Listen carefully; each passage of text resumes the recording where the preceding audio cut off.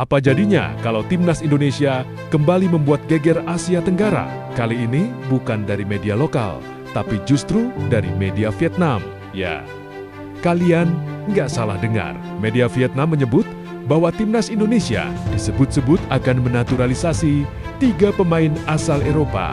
Kabar ini langsung jadi sorotan dan memancing berbagai reaksi, terutama dari rival-rival di kawasan ASEAN. Lantas, seperti apa sebenarnya pemberitaan media Vietnam ini? Apakah benar Indonesia sedang menyiapkan senjata baru untuk laga-laga penting ke depan? Mari kita bahas satu persatu. Media Vietnam dalam beberapa artikelnya menyoroti langkah agresif PSSI dan Timnas Indonesia dalam proyek naturalisasi pemain keturunan. Mereka menyebut bahwa Indonesia tidak main-main dalam membangun kekuatan tim, terutama setelah melihat dampak besar dari payment naturalisasi sebelumnya. Nama-nama seperti Jordi Amat, Sandy Walsh, Shane Pat, hingga Rognar Orat Mangoen disebut sebagai bukti nyata bahwa strategi ini langsung meningkatkan kualitas permainan timnas Indonesia.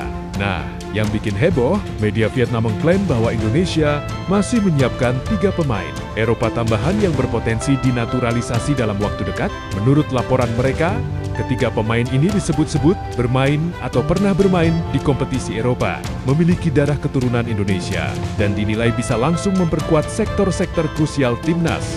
Walaupun nama pneumonia belum diungkap secara resmi, media Vietnam menilai bahwa kedalaman skuad Indonesia akan semakin menakutkan jika rencana ini benar-benar terwujud. Bahkan, mereka secara terang-terangan menyebut bahwa timnas Indonesia bisa menjadi ancaman serius bagi Vietnam, baik di level ASEAN maupun Asia. Menariknya, nada pemberitaan media Vietnam terkesan campur aduk antara kagum dan khawatir. Mereka mengakui bahwa Indonesia saat ini mengalami perkembangan pesat, terutama sejak ditangani pelatih dengan standar Eropa dan didukung pemain-pemain diaspora berkualitas. Beberapa media Vietnam bahkan menyebut bahwa Indonesia sekarang bukan lagi tim yang bisa diremehkan, dan proyek naturalisasi ini membuat jarak kekuatan di Asia Tenggara semakin berubah. Kalau dulu Vietnam kini mereka mulai menyadari bahwa posisi itu tidak lagi aman. Dari sudut pandang Indonesia sendiri, naturalisasi bukan sekadar jalan pintas. Ini adalah bagian dari proyek jangka panjang untuk menaikkan level sepak bola nasional agar bisa bersaing di level Asia, bahkan dunia. Kehadiran pemain Eropa bukan hanya soal kualitas teknis, tapi juga mentalitas, disiplin, dan pengalaman bermain di level tinggi. Hal inilah yang dinilai media Vietnam sebagai faktor pembeda terbesar timnas Indonesia saat ini. Namun tentu saja, semua ini masih sebatas spekulasi.